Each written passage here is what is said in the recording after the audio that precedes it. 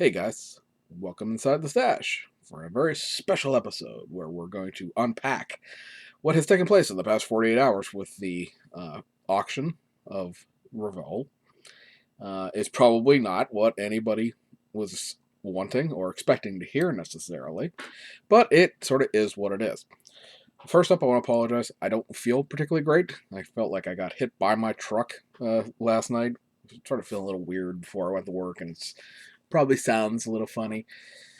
So if I start slugging on water during this, I apologize for the glugging, but sore throat and all. Um, Man, this light does not like this shirt. Oh, well, be that as it may.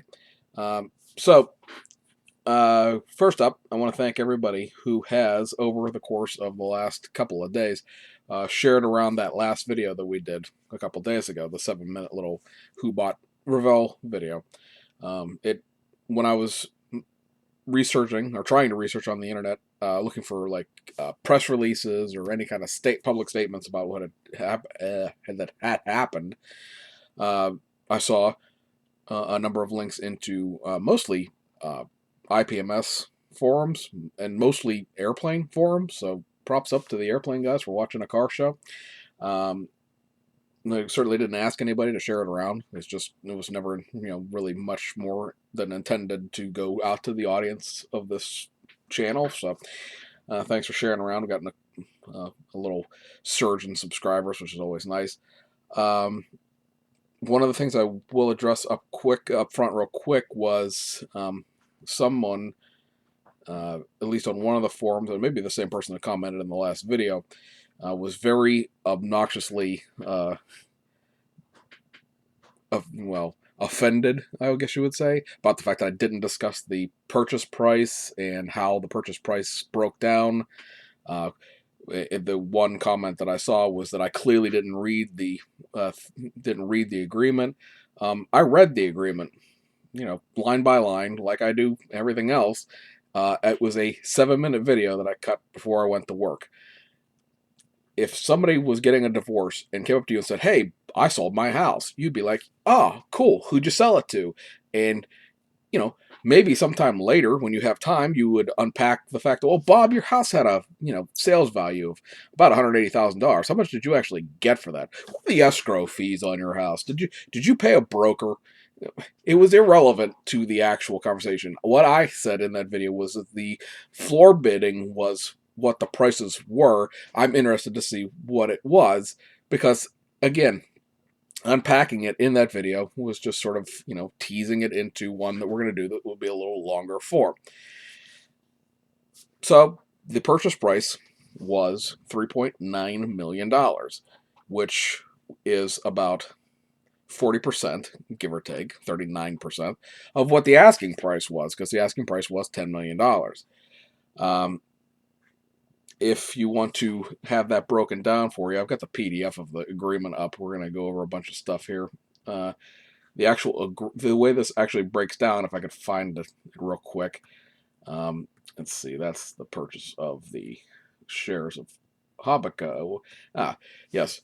So $3 million of the purchase price was for the inventory of Revell US, meaning their model kits, basically, and everything else that goes along with that. The IP and trademarks of Revell, which would be the intellectual property, and the trademarks, which would be like the Revell name, the Revell logo, the monogram name and logo, snap tight name and logo, renewal, a bunch of the other stuff like Cop Out and Red Baron and all these names that are associated specifically with Revell, was $49,999. All of the tools and molds of Revell of US, which is a pretty substantial amount of stuff, $50,000. That had a book value of $3 million alone. They paid $800,000 for the shares of Habakkuk Germany, which basically is buying the control of Revell of Germany. And then they paid $1 for the loans that were floated between Revell in the Habakkuk and Revell in the United States and the Habakkuk of Germany, which, if the figures are to believe, were about $41 million worth of loans. I've seen people say that those were completely wiped out. If you really read the agreement again line for line, there is a loan package that is included in this purchase, but there are no payments due on it until 1 year after the closing date. So there are some loans included in this, but they're not. They're free, if you will, for a couple of minutes. So looking at what they bought specifically, as we pull up this page here. I know I'm saying this because I'm looking at the computer. I'm not actually going to put this up on the screen, because if you want to look at it, I'll link the thing in the description if I remember. I've just got off work and I'm going to go to bed as soon as I'm done with this, so I may forget, but I'll put it up there at some point. They purchased the trademarks, domain names, each owned by or related to Revell of US, and the tools and molds, as well as the intellectual property reflected, but not limited by the items set forth in Schedule 2.1, which we'll go over in a second. That excludes licenses granted by third parties. All documentation, materials related to the trademarks, domain names, and each owned or related to Revell of US, and the tools, molds, as well as all intellectual property reflected therein in the seller's possession without retaining any copies, meaning that Revell can't claw back their stuff. All inventory. All of the seller's governmental authorizations and all such sellers' pending applications therefore or renewals thereof, in each case to the extent transferable to the purchaser and required to continue operation of Habaco Germany and the Revell Germany and other related acquired assets. All intercompany loans granted by Habaco and Revell US to Habaco Germany and Revell Germany. They also buy all outstanding equity interests in the foreign subsidiary of Habaco Deutschland Holding, with the company organized under the laws of Germany, which in turn is the sole owner of Revell Germany. All rights, interests in Revell US under the executory contracts listed in Schedule 2.1, which again we'll go over in a second. Purchaser will have designated to the sellers in writing at least 2 days prior to the closing date which contracts they wish to keep. So the contracts that we're going to go over, sounding like crap.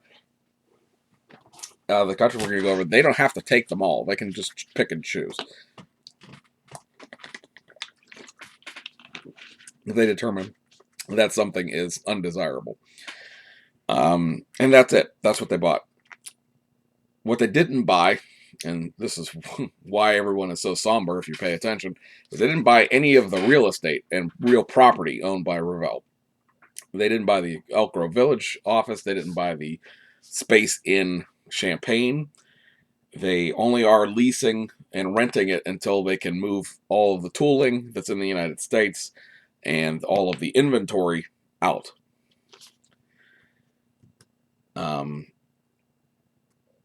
So,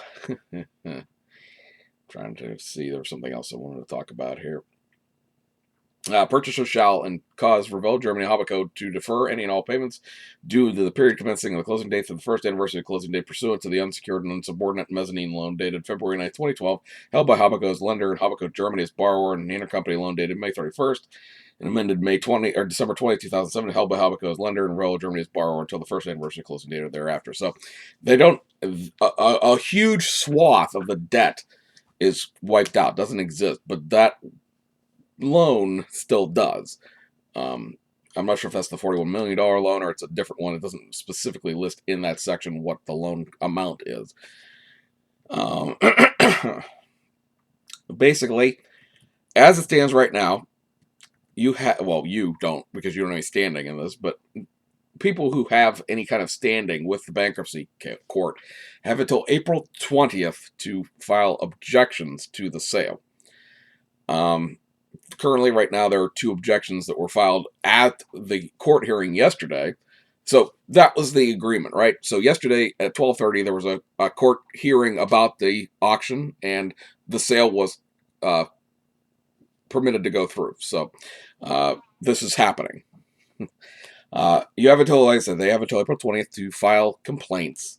And then on May 8th, or thereabouts, or on or before, this deal will close. They had to put down a $295,000 deposit, which, when you really think about it, isn't that much money. It's like a house, right? $295,000 deposit down to hold all this stuff, and then they owe the remaining balance.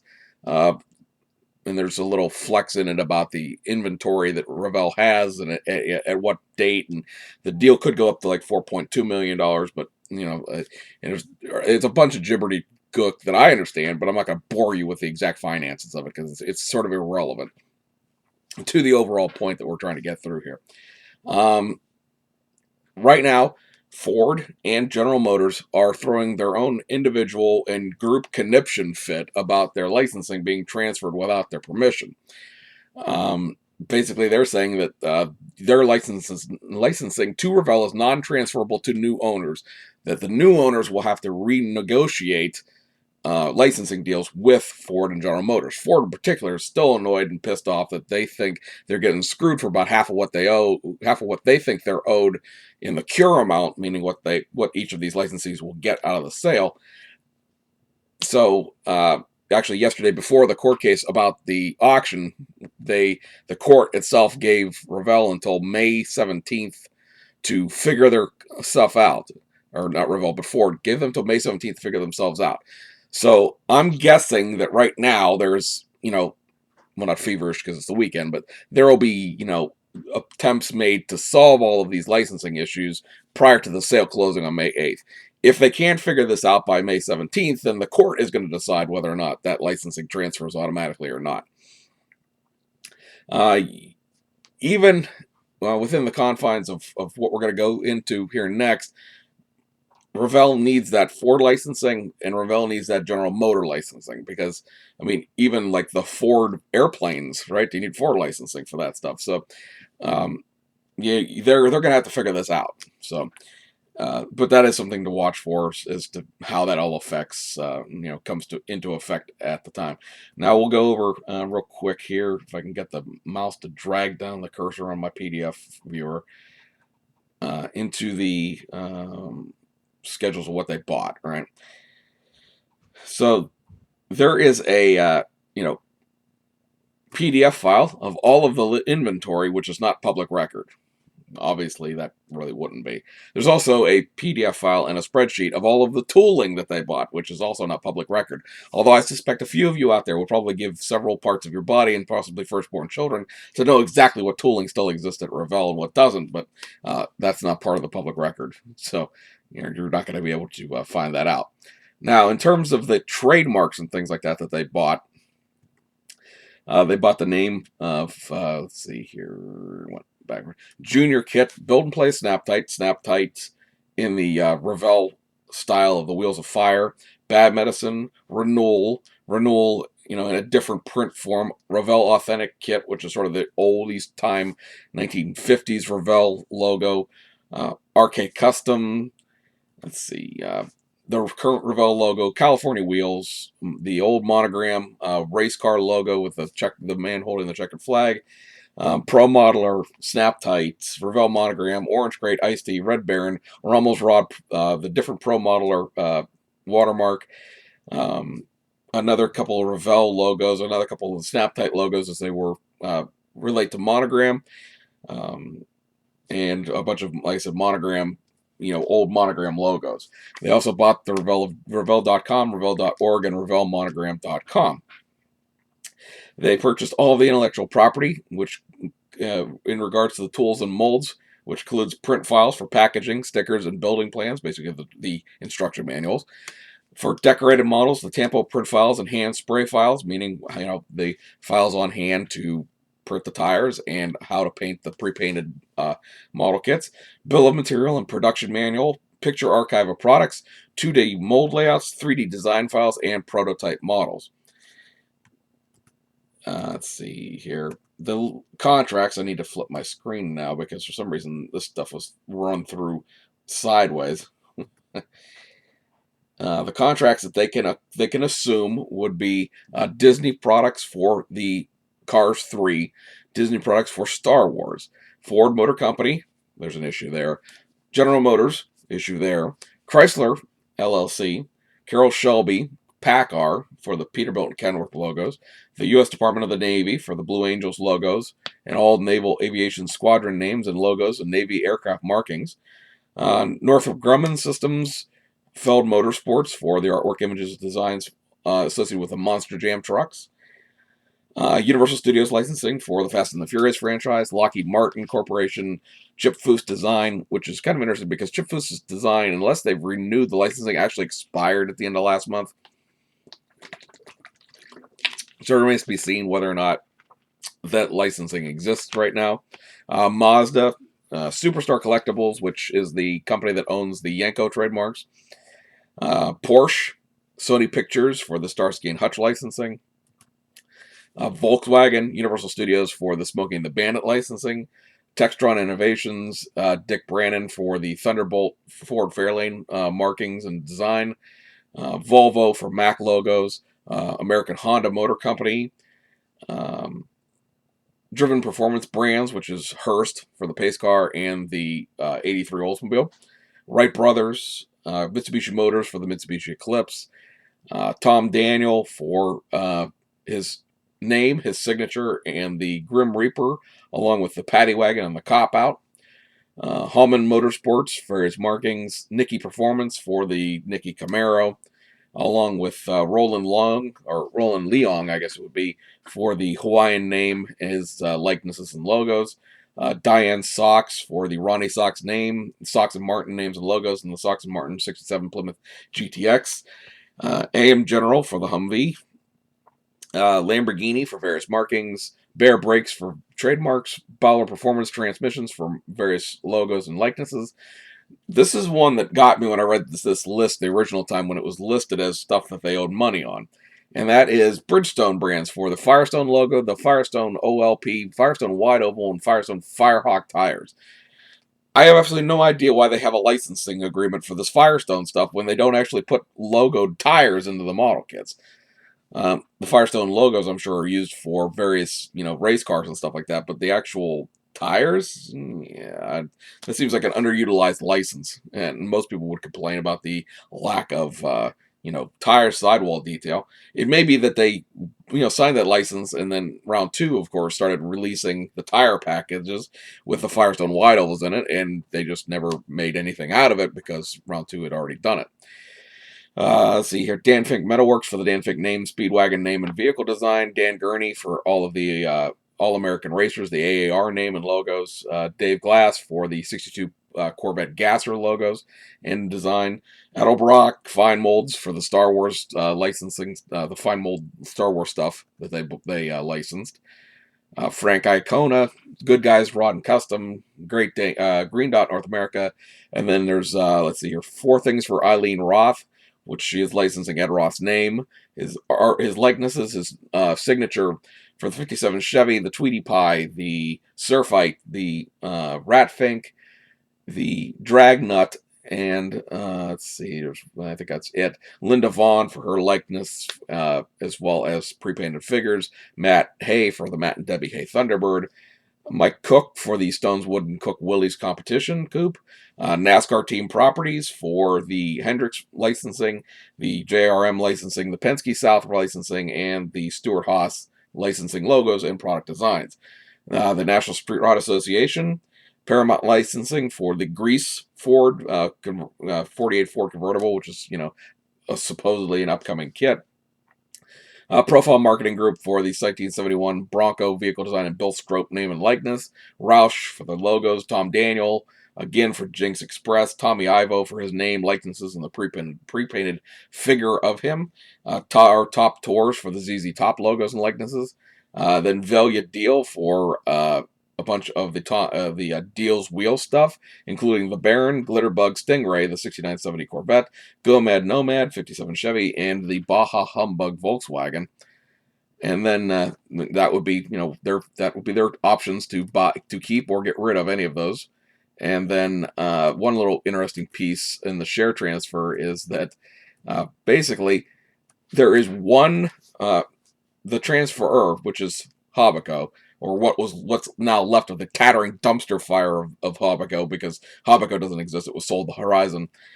This is just the bankruptcy proceedings, basically. Owns one share in the nominal amount of 25,000 euros, representing the entire capital of Habaco Deutschland, a German limited liability company incorporated and existing under the laws of Germany and registered in Bonn, Germany. And Habaco Germany, in turn, holds 2.125 million shares of the at a value of €1 a piece, representing the entire share capital of Revell of Germany.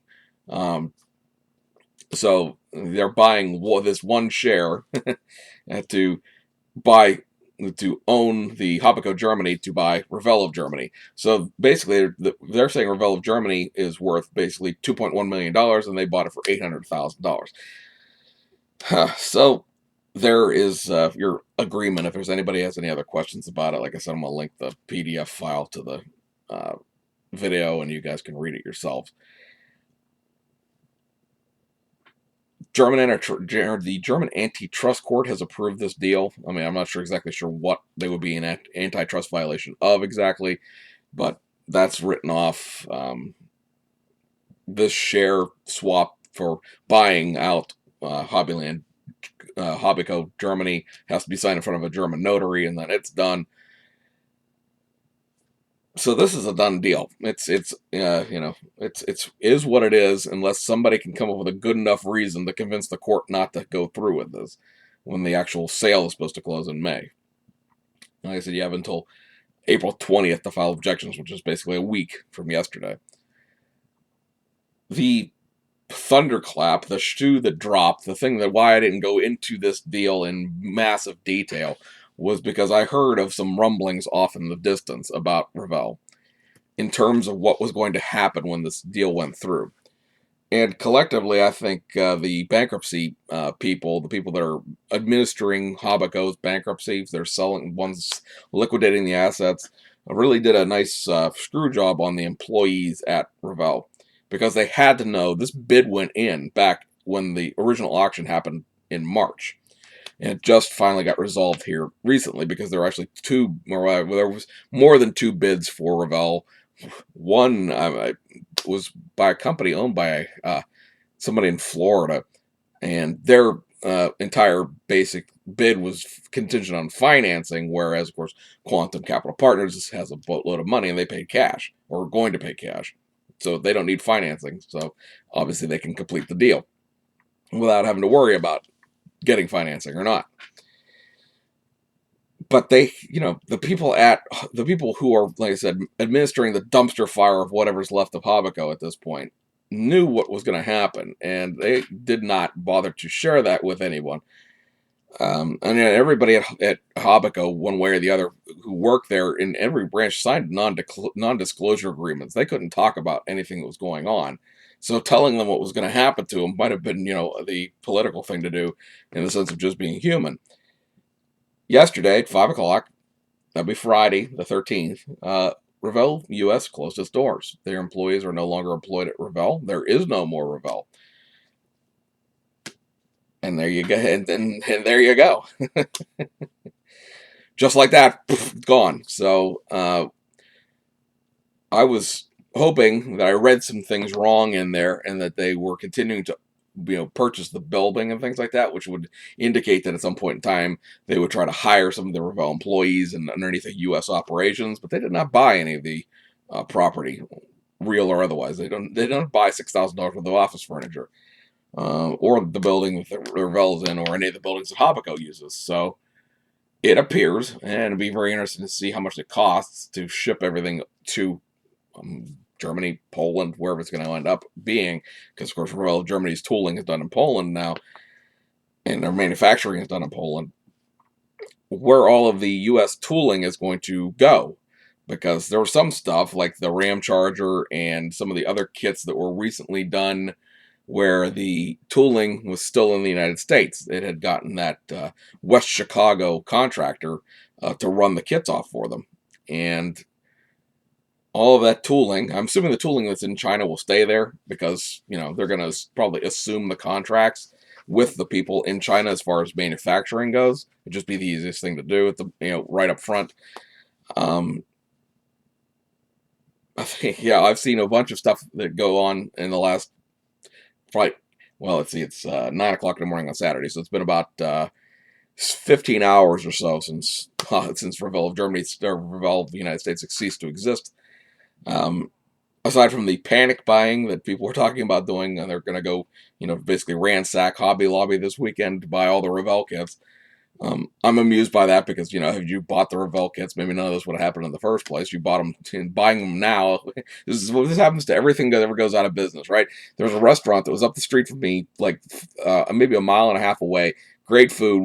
We went there as much as we could, with 3 kids and 2 jobs and everything like that. But the place, when they decided to close it down because the owners were getting older and they didn't want to run the restaurant anymore, the place was packed for like a month afterwards. And we're like, well, if it had been this busy, we wouldn't have had to close it.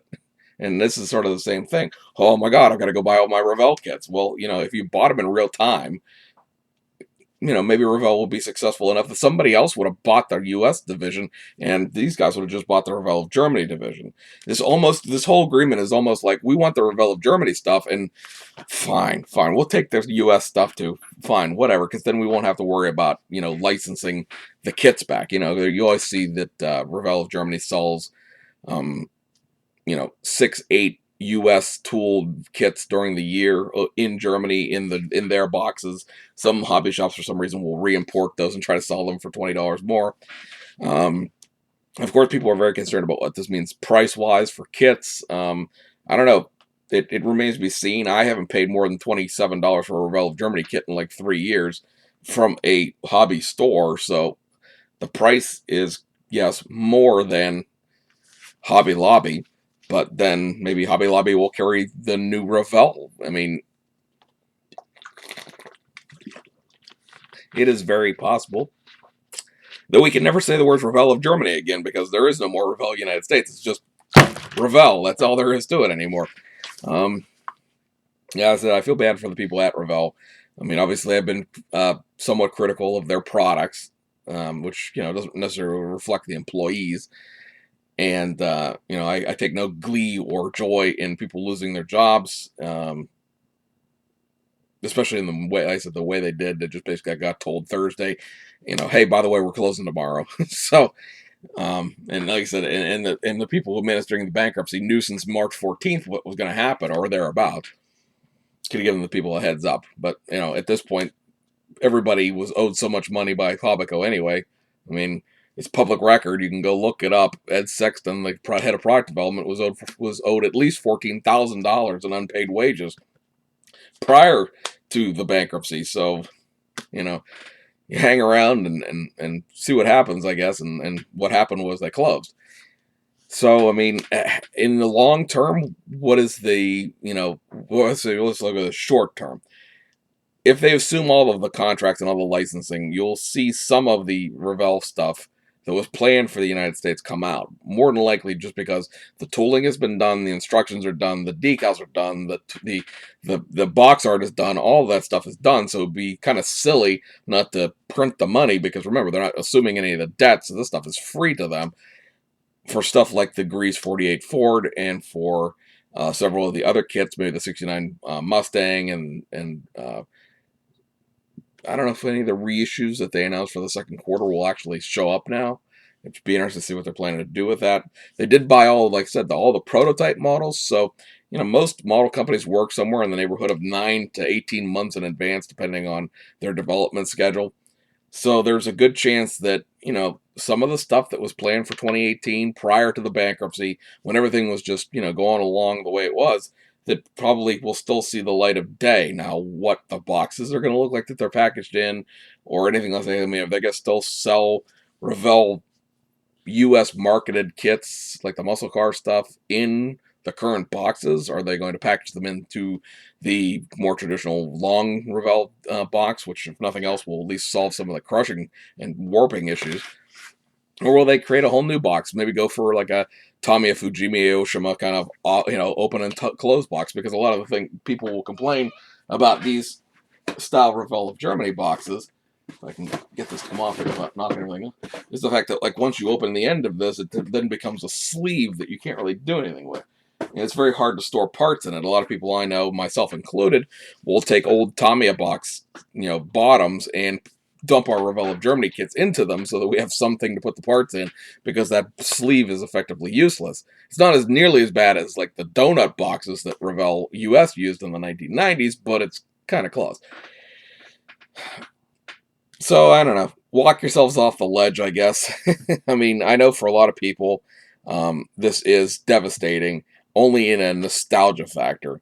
I mean, unless you personally knew Ed Sexton or any of the people at Revell, their unemployment doesn't really affect you personally. I mean, it doesn't. And I understand why they got let go. Revell doesn't exist. All of the things that were Revell have been sold to this company in Germany. So they can't just keep employing them because there's nowhere to employ them. There is no Revell anymore. It doesn't exist in a technical sense right now. All of the product and the tooling and the names and the trademarks exist, but as a physical entity, it's not in existence because the sale doesn't get consummated until the 8th of May. So right now there's just this limbo that everything is sitting in. It'd be interesting to see if these people want to hire some of the Revell U.S. people, maybe as consultants and things like that. And there's been some rumblings that Ed Sexton might consider like going out on his own and making some sort of model company of his own, aka like the J.R. Salvino people are doing with the NASCAR stuff. It depends on how well funded Ed Sexton is, I guess. I don't know. There's so much that could happen. It's just reckless to speculate, and we just don't know. Other than the fact that Revell as an entity will continue in Germany. Revell US is closed and doesn't exist anymore. How that affects everything overall going forwards, it's just a wait and see game, and I know a lot of people are not comfortable with that. A lot of people, when this whole thing started, got very, very scared, and as it turns out, probably justifiably so. And I've been saying since the very beginning of this stuff that this was going to happen. Not that Revell would close, but that everything was going to get liquidated. A lot of people were no, no, no. You don't understand how bankruptcy works. They're just going to be reorganized, and Habaco is just going to chug along like nothing ever happened. They're going to lose all their debt, and they're going to be sunshine and happiness in Illinois. And that's no. You had to just go into the filings and look at the mess everything was, and you just was like, "There's no way to unfix, to unscrew this. This is so completely and totally awful, at least on the RC end, and all the things that happened with Habaco as a company, not Revell per se. That there was just no way that was ever going to get unwound. That was just a mess. It was going to have to get sold. And once you started selling Tower Hobbies and Great Plains and all of the Traxxas, or not Traxxas, but Ariel and Arma and all that stuff, well, what was Habaco going to do? Run Revell only? That wasn't, that's not going to work. So I don't know what to say. I mean, to me, let me look. Just, talks amongst yourselves while I look this up for a second. But I've always said for a while now that if XYZ company quit and stopped making models, it wouldn't affect me because I have so many. So if I sit here and I pull my stats up on ScaleMates here, I have let's see, 1424. That's 38. I have 214 Revell kits. Yeah, I've never built the other ones either. I mean, I could build nothing but Revell kits for the next 10 years and probably never get it done. So, I mean, new product wise, oh no, what are we going to do? Well, Revell's still going to exist. I mean, I know this got a whole bunch of static when I said it the other day. Revell is going to become Tamiya because that offended people apparently because they didn't realize perhaps that Revell of Germany has for many years owned a paint line, a glue line, a tool line, and all sorts of stuff like that.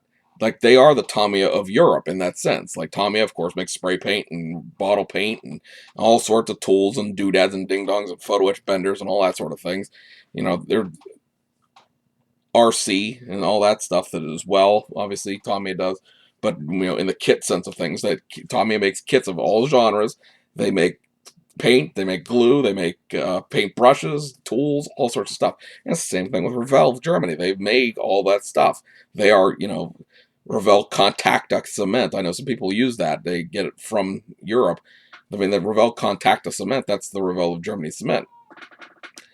So now this entity, which effectively owns Revell of Germany, will own all of the U.S. tooling and trademarks and names too. So they are a megalithic, basically, model company. They, Revell in the United States obviously was the largest model company we had here. Round 2 is a small company, even with all of the AMT Ertl, catalog. So much of the, AMT Ertl catalog, is unrecoverable, really, when you think about it, because so much of that stuff was turned into drag cars, turned into race cars, turned into short track cars. None of it exists anymore. A lot of it was annual kits. People still can't seem to get through their minds. The reason you can't have a 69 Impala is because the tooling is a 1970 Impala, and there's no way to make a 1969 Impala out of that without backdating the tooling and never making a 70 Impala again. Revell, obviously ruined some things here and there throughout the years.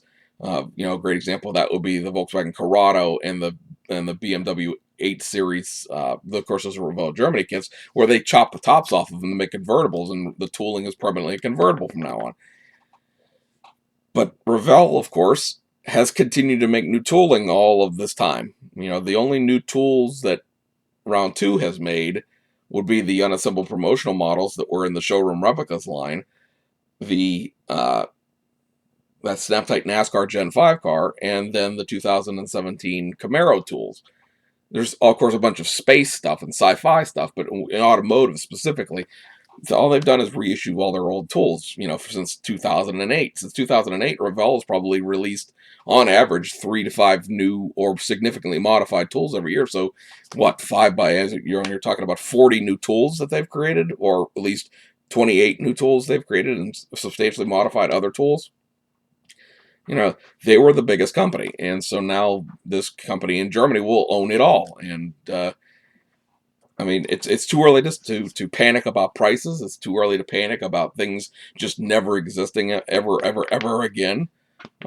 It's a cautious optimism. I would like to see what's going to happen before I just condemn the Germans because, oh my God, they were on the wrong side of World War II. And you sit there and you look at me funny, but there are plenty of people that refuse to buy Tamiya kits because they're from Japan, and damn it, Japan bombed Pearl Harbor, and they're never going to buy a Japanese anything.